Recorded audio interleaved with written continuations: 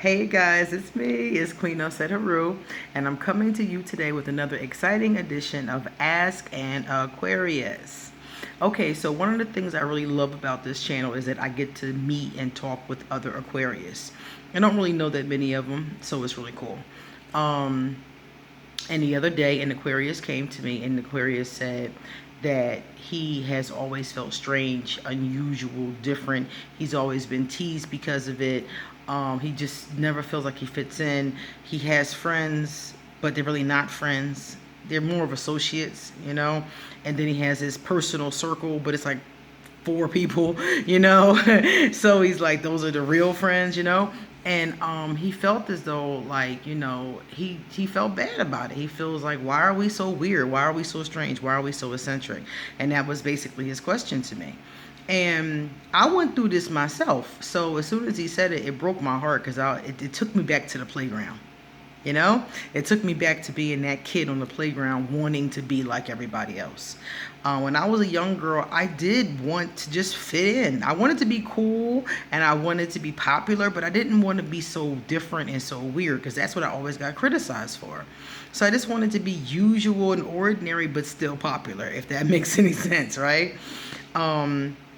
And I realized at like 5 that I could not be myself and do that simultaneously. That if I was going to be popular, it had to be because of who and what I am. That I couldn't, you know, I couldn't be happy like that. I realized that as a young girl, you know, and I just realized it was too hard to try to pretend to be ordinary. You know, it was too hard. I didn't understand it. I didn't understand how they did it, you know. So I'm like, how do they do this? I don't even know how to do this. It is too hard. So I understood exactly what he was trying to say. And it made me feel so bad because I remembered those times. I remember just wanting to be cool like everybody else. I usually tell this story, and it happened to me the other day, so I'll tell it to you right now before I finish this video. I was a young girl, and I must have been, I don't remember how old I was. I was just young, and I was in elementary school. And my mom bought me a pair of Pro Wing 500s. And anybody from the States knows Pro Wing 500s were sold by Payless at that time. And they were cute. They were pink and white. They weren't name brand, but they were pink and white, which is what I wanted. I wanted pink and white sneakers. And they were cute. So here I go, off to school with my pink and white sneakers. I get to the schoolyard, and some dude that ended up getting kicked out of school pointed at my shoes and started to tease me because I had on, you know, these Pro Wing 500s and he had on Adidas and he was just all that and blah, blah, blah. And everybody in the schoolyard, not everybody, but a lot of the kids in the schoolyard who was around at that time started to laugh and joke and tease me. Oh, she got on cheap sneakers, ha, ha, ha, you know. So after that happened, I would never, ever wear sneakers that were not name brand. Now, this was in elementary school. I am 41 years old. And the other day, I was in downtown San Jose and here in Costa Rica, and I saw these cute sneakers I wanted. Oh, they were so cute. All right, so here they are. They're so cute. You see? They're not anything special, but look at this. Pumos, okay? So I thought they were cute, you know. They looked really cute, the jeans that I had on. You know, I had these jean shorts and I really liked them. And I tried them on to see if they fit, and they were so cute on my foot. And I was like, oh my God, I love these. And then, like a deflated balloon, I just was like, I'm not going to get them. And my friend was like, why? And I'm like, well, they're knockoffs. They're not real. You know, I might as well just go online and buy some real Pumas, you know. And she was like, why? And I had sat and I asked myself right there in the store, I'm like, why am I thinking that? I want these shoes. I want them. Why did I put them back? And I thought to myself, that day in the schoolyard when all the kids teased me for having on, you know, these Pro Wing 500s, another pair of cheap shoes that I really liked and really wanted. And so I sat there and thought about it, and I thought, I am 41 years old. I am not on the schoolyard no more. and I want these shoes. So I pulled out my colognes and I bought my shoes, and I've been wearing them ever since. I love my little shoes. And I was like, wow, something like that can affect you. Look at that, 30 something years later, you know? So I told myself, like, don't ever do something, or don't ever not do something because of something that someone else criticized you about. You know, at the end of the day, it's my colognes. If I want to buy some Pumos, I can buy some Pumos, you know? And my friend was like, you know, what's the big deal? Because she's from Costa Rica, so she's like, what's the big deal, you know? They wear here whatever. You know, they wear whatever they want. You know, some people do have rich, fancy things. You know, there's Maserati here and everything else, you know, if that's what you want to get into. But the Costa Ricans are not as materialistic as the people from the States that I was around. So she's like, you know, what's the big deal? And I'm like, well, they're not name brand. I should go online and buy some real Pumas. And she's like, well, if you want these, get these, you know? And I thought to myself, like, she's right. She's 100% correct. If I want them, I should get them. So that's the whole point, is that, you know, the Aquarius, you know, we often like things other people don't like. We often do things other people don't do. We often have positive experiences that some people don't. We think differently. We're just different. And you're supposed to be different, Aquarius. If you look at your chart, if you look at the books, if you are a stereotypical Aquarius the way I am, I'm a double fixed Aquarius. I am Aquarius Sun, Aquarius Rising, and I'm fixed. You know, we're stubborn. We're not mutable at all.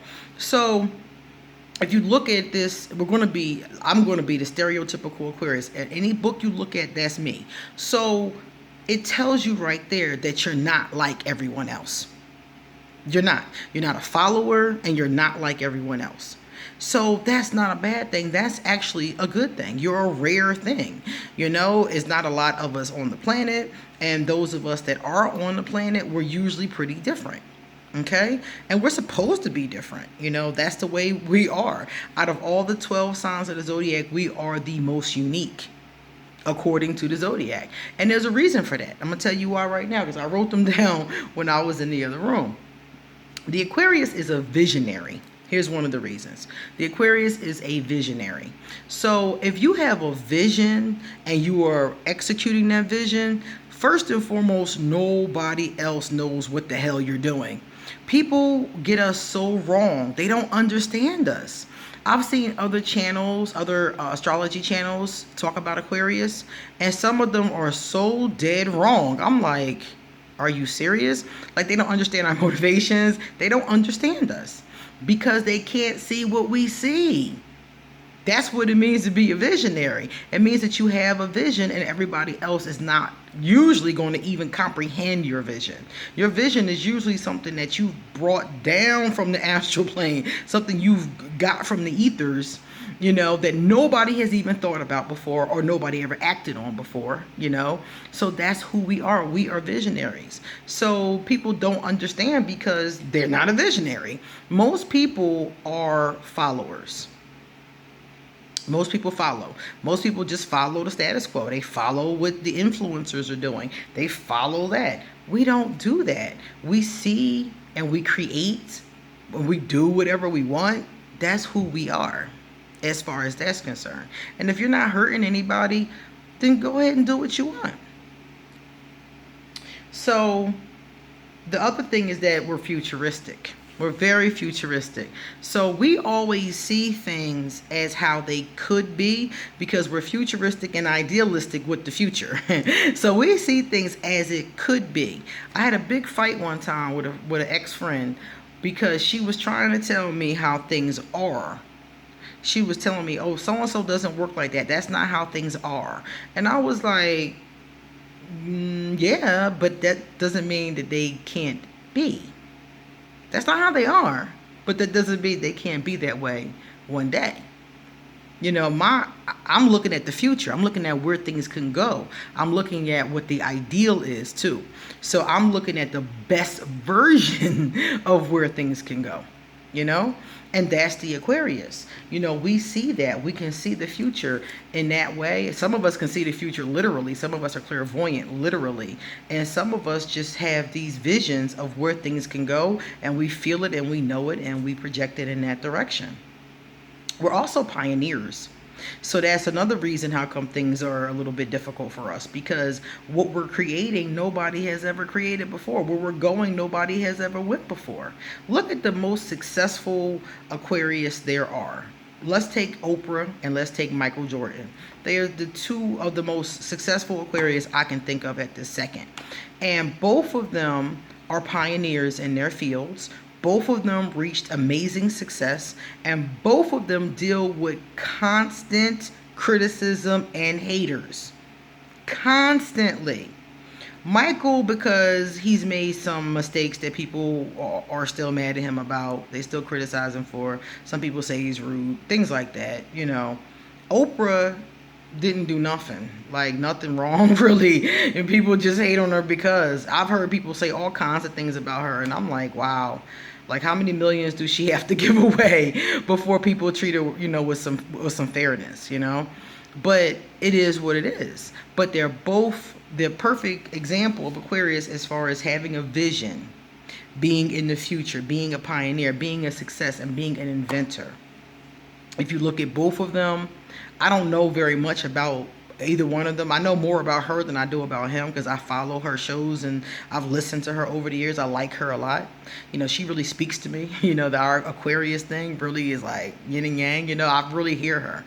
And, you know, if you take a look at them, you can see how their visions played out over time, and you can see the success of their visions and how they played out. Michael ended up with 5 rings, ring on every finger. You know, at one point in time, he was the most marketable celebrity in the world. Like there was not like everybody on the. I mean, even if you lived in a hut in the middle of Timbuktu or the middle of Antarctica, you knew who Michael Jordan was. You know, so he had reached this great level of success by pushing his limits and going towards his visions, you know. And again, when I talk about Aquarius, we're always getting hated on. We're always have all this jealousy. Look at them. Look at both of them. They get so much of it, and that's typical for Aquarius. So I wanted to put it out there because I wanted Aquarius to know that we are often disliked because of those reasons. And it's not because we've done anything wrong. When I was a very young girl, I will never forget, I was in 5th grade. I was 10 years old. I remember this specifically. 5th grade, 10 years old. And I ain't going to say the teacher's name, but she was a female. And I was in her class. And I remember that year, our school merged with another school. And everybody else, we all knew each other at the school. So this new school was coming in and merging with us. We don't know any of them. They're all brand new. And I remember the first month or so of school, one of the young ladies started a group called the Association Against Erica. My slave name is Erica. And she started a group called the Association Against Erica. I was incensed. I wanted to snatch her bald headed. And all of it was because I had my own group. I was one of the leaders, you know, I was the leader of the nerds, you know. There was the leader of the popular kids. You had those leaders. And then you had us in the little nerd clique, you know. And then you had the really weird kids that didn't even mess with the nerds. They were just doing their own thing. They were the isolation clique, I would call them. They just did their own thing. It was like 3 of them, and they hung together. Then there was my group, and then there was the popular kids. So this girl was new to the school. She wasn't in any of the groups and decided to make her own group called the Association Against Erica. Now, it was very funny to me because what ended up happening is we ended up being friends. And the Association Against Erica joined my group, which was called the PTS, the Preteen Sensations. I had stolen the name from a Judy Blume book. And they ended up joining our group and made a larger group. And we ended up all being cool and all being friends for the rest of our time at school. But it was just interesting to me, you know, like I said, here's this haterade. Up front, didn't even know me. Haterade, you know? So this has been going on for a long time, and it will go on a lot with Aquarius. So Aquarius, we are very unique.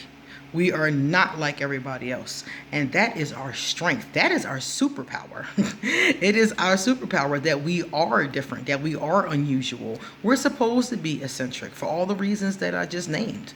And what we need to do is embrace it and go with it more so than allow it to make us feel sad or depressed. I understand that people want to be popular. You want to be part of the group, but you're not meant to be part of the group. You're meant to lead the group. Okay? That's the difference. It's lonely at the top. Yeah, okay? You're meant to lead the group. And another thing is that a lot of Aquarius are lone wolves. Some of us just have like that one friend that we hang out with, some of us or hermit like energy. We stay in our rooms and read our books. We're very smart. We're always reading or doing something along those lines, watching YouTube videos or whatever. And so some of us are extreme hermits in that way. So you don't have to feel like you have to be around all these people. You have to feel like you have to be popular with these people. You don't have to feel like any of that. You are fine as you are. Yes, you're different. Yes, you're eccentric. Yes, you might even be clumsy sometimes. I always got jokes. So like we're different in those kind of ways. We like unusual things. I'll rock a flower crown and go to the market, with some blue lipstick, don't care, That's what we're supposed to do. We're supposed to. And that's another thing that we came to do. And this is one of the most important things that we came to do. We came to teach other people that it's okay to be themselves. You can't do that pretending to be like everybody else. Our mission by nature is to show people how to be authentic and individualistic, how to be themselves, how to love themselves, how to enjoy their own thing. Because you can be individualistic and still be down with your community. Those things can, and do in many cases, come hand in hand.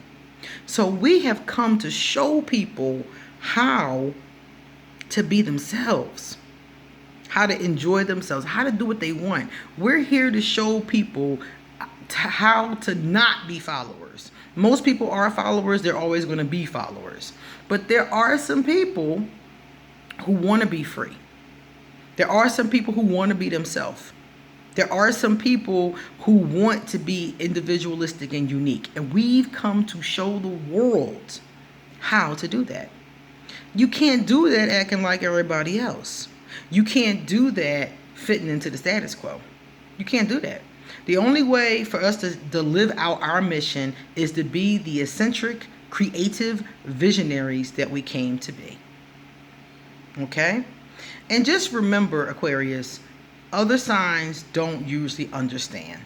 We're very misunderstood. And even when we try to explain, sometimes we're misunderstood. So don't be upset with them about that. Don't hold hurt with that. And, I don't even allow it to affect me. When somebody starts coming at me with what I should do and how they want me to do things, I just disappear. I just disappear. Suddenly they like, oh, where'd the Aquarius go? Gone. Because I'm not putting up with that. But I'm not going to hold it against you either. I'm not going to be angry because I know that other signs just don't understand. They don't understand us. Even when they try, they don't understand us. We just, like I said before, we're not understandable and we're unpredictable. So they might be thinking, yeah, I understand her. I got her. And then we do something out the blue that they be like, huh?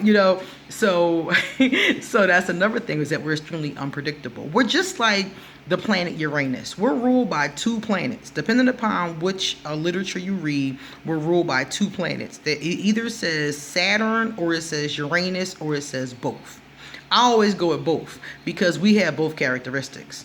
And Uranus, those are our eccentric characteristics. Uranus is unpredictable. Uranus is unusual, is odd. Uranus, it'll be a rainstorm out of nowhere, electric storm out of nowhere, and then the next thing you know is clear, sunny skies, The scientists tell us that The atmosphere, the weather, the behavior of Uranus is just unpredictable, kooky. Sometimes cannot even be, how you can't even be guessed. You can't even guess what the planet's going to do next, And that's the part of us that comes from Uranus. The part about Saturn is usually the serious part of us. That's the part of us that likes to read and that's really intelligent and logical. That part comes from there. But Uranus really gives us that strong push of eccentric energy, unusual energy, unpredictable energy. And it is our birthright. So embrace it, work it, love it. That's what you came here to do. I know you want to, some of you want to be popular. I know some of you want, not to stick out so much, I know that, but that's what you were born to do, and the sooner you embrace it and, figure out how to make it work for you, the sooner that you figure out your creativity, the sooner that you do that, the better. Sis Queen, I'll set her rule. And this is Ask an Aquarius. See you later.